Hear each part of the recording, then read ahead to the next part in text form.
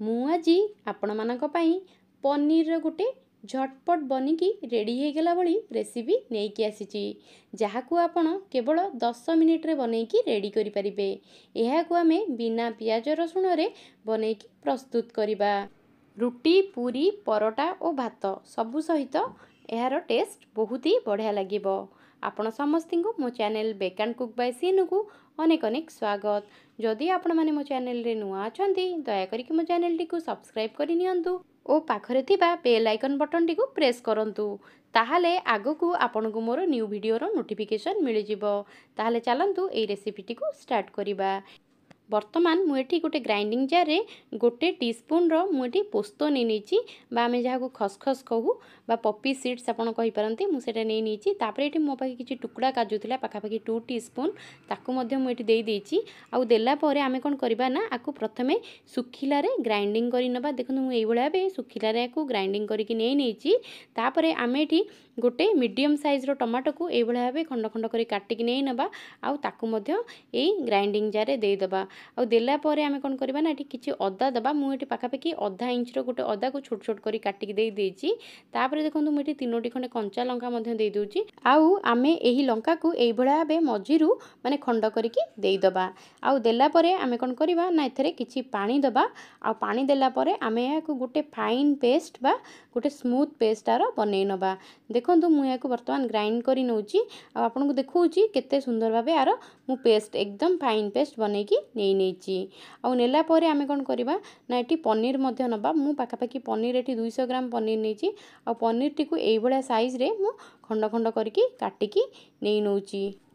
ଦେଖନ୍ତୁ ପନିର ଆପଣ ଏଇଭଳିଆ ସାଇଜ୍ ରଖିବେ, ବେଶୀ ବଡ଼ କରିବେନି କିମ୍ବା ବେଶୀ ଛୋଟ କରିବେନି। ତ ମୁଁ ଏଇଭଳିଆ ଭାବେ ଆକୁ ମାନେ ଏଇଭଳିଆ ଭାବେ ସାଇଜ୍ କରିଛି। ଆଉ କ୍ୟୁବ୍ ଗୁଡ଼ାକ ମାନେ ବେଶୀ ବଡ଼ ନାହିଁ କି ଛୋଟ ନାହିଁ। ତ ଆପଣ ଏଇଭଳିଆ ଭାବେ ଆକୁ କାଟିକିରି ନିଅନ୍ତୁ। ଆଉ କାଟିକି ନେଲା ପରେ ଆମେ କ'ଣ କରିବା ନା, ଆକୁ ଫ୍ରାଏ କରିକି ନେବା।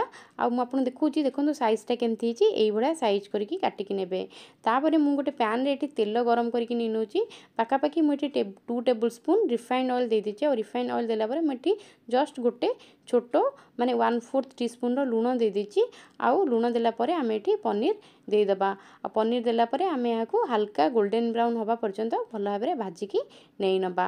ବର୍ତ୍ତମାନ ଦେଖନ୍ତୁ ମୁଁ ପନିରଟି ଦେଲା ପରେ ଆକୁ ଟିକେ ଏପଟ ସେପଟ କରିକି ଭାଜିକିରି ନେଉଛି। ଏଇ ଟାଇମ୍ରେ ଆପଣ ଗ୍ୟାସ୍ର ଫ୍ଲେମ୍ଟାକୁ ମାନେ ମିଡ଼ିୟମ୍ରୁ ସ୍ଲୋ ଭିତରେ ରଖନ୍ତୁ, ଅତ୍ୟଧିକ ହାଇ ରଖନ୍ତୁନି, ନହେଲେ ପନିରଟା ବେଶୀ ଭାଜି ହେଇଯିବ। ଦେଖନ୍ତୁ ଏଇଭଳିଆ ଭାବେ ଯେତେବେଳେ ଆମର କଲର୍ ଆସିଯିବ, ଆମେ ପନିରଟିକୁ ଏଥିରୁ କାଢ଼ି ନେବା। ଆଉ କାଢ଼ି ନେଲା ପରେ ଆମେ କ'ଣ କରିବା ନା, ଲୁଣ ପାଣିରେ ପକାଇ ନେବା। ଦେଖନ୍ତୁ ମୁଁ ଏଠି ଗୋଟେ ମାନେ ବାଉଲ୍ରେ ପାଣି ନେଇଛି। ଆଉ ପାଣି ନେଲା ପରେ ତା ଦେହରେ ମୁଁ ଜଷ୍ଟ ଅଳ୍ପ 1/4 टीस्पूनର ଲୁଣ ଦେଇଦେଇଛି। ଆଉ ଲୁଣ ଦେଲା ପରେ ଆମେ ଯେଉଁ ପନିର ଭାଜିକି ନେଇଥିଲେ ତାକୁ ମଧ୍ୟ ଏଇଠି ଆମେ ଏମିତି ଦେଇଦେବା। ଆଉ ଦେଇକି ଆପଣ ଏହାକୁ ପାଖାପାଖି 5ରୁ 7 ମିନିଟ୍ ପାଇଁ ଏଇଭଳିଆ ଭାବେ ଭିଜେଇକି ଛାଡ଼ି ଦିଅନ୍ତୁ। ତାଦ୍ୱାରା ପନିର ଗୁଡ଼ିକ ଏଇଭଳିଆ ଭାବେ ଦେଖନ୍ତୁ ଏକଦମ ସଫ୍ଟ ଆଉ ସ୍ପଞ୍ଜି ହେଇଯିବ, ଆଉ ପାଟିରେ ରଖିଲା ମାତ୍ରେ ମିଳେଇଯିବ। ତ ଆମେ ଏଇଭଳିଆ ଭାବେ ପନିରକୁ କଲା ପରେ ୟାକୁ ପାଣିରୁ କାଢ଼ିକି ରଖିନେବା ସାଇଡ଼୍ କରିକି। ତାପରେ ଆମେ ଏଠି ଯେଉଁ ପ୍ୟାନ୍ରେ ପନିର ଭାଜିଥିଲେ ସେଥିରେ ତେଲ ଥିଲା, ମୁଁ ସେଥିରେ ଆଉ ଗୋଟେ ଛୋଟ टीस्पून ଘିଅ ମଧ୍ୟ ଦେଇଦେଇଛି। এই ঘিওটা টিকে গরম হয়ে গলা পরে আমি এটি গোটা গরম মশলা দেবা। মু দেখন্তু এটি 3টি লবঙ্গ, 3টি গ্রিন ইলাইচি ଆଉ ଖଣ୍ଡେ ଆମେ ଡାଲଚିନ୍ ଆଉ ଗୋଟେ ବଡ଼ ଇଲାଇଚି ମୁଁ ଟିକେ ମାନେ ଏଠି ଜାଇ ଫୁଲ ଦେଇଦେଇଛି। ଆଉ ମୁଁ ମାନେ ଆଉ ତାପରେ ଗୋଲମରିଚ ମଧ୍ୟ 4ରୁ 5ଟି ଦେଇଦେଇଛି। ଆଉ ଦେଲା ପରେ ଏଇଟା ଫୁଟିଗଲା ପରେ ଆମେ ଯେଉଁ ମସଲା ବାଟିକି ରଖିଥିଲେ ସେ ମସଲା ମଧ୍ୟ ଦେଇଦେଇଛି। ତାପରେ ମୁଁ ଏଠି କିଛି କାଶ୍ମୀର ଚିଲି ପାଉଡ଼ର ଦେଇଛି, ଆଉ ସ୍ୱାଦ ଅନୁସାରେ ଲୁଣ ଦେଇଦେଇଛି, ଆଉ ଗୋଟେ ଛୋଟ टीस्पून ଚିନି ମଧ୍ୟ ଦେଇଦେଇଛି। ଆଉ ଏଠି ଆମେ କିଛି ଦେବାନି ନା, ହଳଦୀ ଦେବାନି କିମ୍ବା ଧନିଆ ଗୁଣ୍ଡ ଦେବାନି, ଜିରା ଗୁଣ୍ଡ ମଧ୍ୟ ଦେବାନି। ଆଉ ଏଠି ଖାଲି ଆମେ ଗୋଟେ ଛୋଟ टीस्पून ଆମେ ଗୋଲମରିଚ ପାଉଡ଼ର ଦେବା।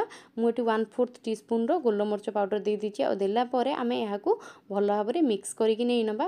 ଆଉ ଆମେ ଏହାକୁ ବହୁତ ବଢ଼ିଆ ଭାବେ କଷେଇକି ନେବା ଯେପର୍ଯ୍ୟନ୍ତ ଏଇଟା ମାନେ ଆର ଟେକ୍ସଚରଟା ପୁରା ଟିକେ ଦାନା ଦାନା ଟାଇପ୍ର ନ ଆସିଯାଇଛି, ଆଉ ଏଇଟା ବହୁତ ବଢ଼ିଆ ଭାବେ ତେଲ ମାନେ ରିଲିଜ୍ ନ କରିଦେଇଛି ସେଇ ପର୍ଯ୍ୟନ୍ତ ଆମେ ଏହାକୁ କଷେଇକି ନେବା। ଦେଖନ୍ତୁ ମୁଁ ଏହାକୁ ଗୋଟେ ଥର ଭଲ ଭାବରେ ମିକ୍ସ କରିକି ନେଉଛି। ଆଉ ମିକ୍ସ କରିକି ନେଲା ପରେ ଆମେ କ'ଣ କରିବା ନା, ଆକୁ କିଛି ସମୟ ପାଇଁ ଟିକେ ଛାଡ଼ିଦେବା। ଦେଖନ୍ତୁ ବର୍ତ୍ତମାନ ଆଦେହରୁ ତେଲ ରିଲିଜ୍ ହେବା ଷ୍ଟାର୍ଟ ହେଇଗଲାଣି, ତଥାପି ଆମେ ଏହାକୁ ଆଉ ଟିକେ ଭଲକି କଷେଇବା। ତ ତା ପାଇଁ ଆମେ କ'ଣ କରିବା ନା, ଗୋଟେ ଥର ମିକ୍ସ କରି ନେଇକି ଆମେ ଏହାକୁ ଘୋଡ଼େଇକି ଛାଡ଼ି ନେବା। ତ ଘୋଡ଼େଇକି ଛାଡ଼ି ନେଲା ପରେ ଦେଖନ୍ତୁ ଏଇଭଳିଆ ଭାବେ ଟିକେ ଆର ଟେକ୍ସଚରଟା ଏମିତି ଦାନା ଦାନା ଟାଇପ୍ର ଆସିଯିବ। तो बर्तमान देखंतु आमर मसलाटा बहुत बढ़िया भाव कषे हो गलानी एवं तेल मध्य बहुत बढ़िया भाव ये रिलीज करवा स्टार्ट कर सारे। तो ये आम कौन करवा ना ये क्षीर ऐड करवा। तो ये मु पाखापाखि 1.5 कप क्षीर दे देइछि। देखंतु गोटे कप क्षीर देला परे मुझे आउ हाफ कप क्षीर मध्य ऐड करिनिछि। आउ ऐड करि नेला परे आमे याको गोटे थर भल भाव में मिक्स करिनबा। आउ मिक्स करके नेला परे गैस रो फ्लेम टाको आपण पूरा स्लो कर दियंतु। एटा आमे माने स्लो फ्लेम रे ही ए रेसिपीटा बनेबा। आउ बेसी हाई देबानी, हाई देले क्षीर छिड़ी जिवो। तो आमे स्लो रे ही करबा। तो देखंतु एई बळा बे आमे याको घोड़े की छाड़ी देबा टिक्के समय। आको पाखापाखि 2 ରୁ 3 मिनिट परे देखंतु मारो लिड टी काढी नेछि। एटा टिक्के टिक्के हल्का फुटिबा स्टार्ट हे गलानी। तो फुटी गला परे आमे कोन करबा ना एटा को आउ गोटे थर भल भाव में मिक्स करके नबा। आउ देखंतु वर्तमान एटा हमर भल भाव फुटी आसिलानी धीरे धीरे। तो आमे एटी कोन करबा ना पनीर जो भाजी के रखिथिले सेटा ऐड करि नबा। आ पनीर ऐड कला परे आको आमे गोटे थर भल भाव में मिक्स करके नै नबा। तो मु पनीर ऐड कला परे आको गोटे थर भल भाव में मिक्स करके नै नउची। एतरे आमे देखंतु आउ किछि दबानी। तो स्वाद अनुसार ऑलरेडी लूण दे देइचे। तापरे आमे कोन करबा ना को पुणी थरे घोड़े की छाड़ी दबा। आउ आपण गैस रो फ्लेम टाको एको स्लो करके एको घोड़े की छाड़ी दियंतु पाखापाखि 5 ରୁ 6 मिनिट पई। तो देखंतु 5 ରୁ 6 मिनिट पर वर्तमान म आपन को लीड काटी के देखुची। वर्तमान माने आरो एटा हेई आसिलानी। आउ देखंतु ग्रेवीटा भी हमर एकदम ठीक हेई आसिलानी। आको आपण आउ गोटे थर भल भाव में मिक्स करके नै नियंतु।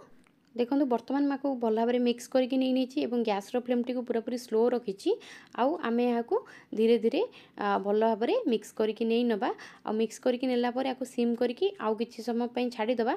ता द्वारा एटा आउ टिके ठीक हेई आसीबो। तो वर्तमान ठीक हेई आसी गला परे आमे कोन करबा नाटी मु घरे बनैथिबा बा होममेड गरम मसला 1/4 टीस्पून दे देछि। तापर एटी किछि कस्तूरी मेथी को मते ए भला भाबे एठी मु दे देछि। आउ देला परे ए सब को आमे याको गोटे थरो आउ थरे भल भाव में मिक्स करके नै नबा। वर्तमान देखंतु मिक्स हे गला परे हमरो एठी गरमा गरम दूध पनीर बा मिल्क पनीर हे के हमरो रेडी हो जाइछि। आपण याको सर्व करंतु रुटी, पूरी, परोटा किंबा भात संगरे जहाँ संगरे भी एटा आपण सर्व करिबे ना आरो टेस्ट एकदम बहुत ही बढ़िया दबो। एकदम आपन को यारो टेस्ट बहुत ही अलगा लागिबो। मु आशा करूची आपण समस्त को मोर भिडियोटी निश्चय पसंद आस्थिबो। जदि आपण मानक मोर भिडियोटी पसंद आछि ताहले आपण आपनकर भल पाइबा ओ सहयोग मते एई भले आबे दियंतु। मु आगो को आपण मान पई आहुरी नुवा नुवा भिडियो नेकी आसी परिबी। से पर्यंत रहिली। नमस्कार, धन्यवाद।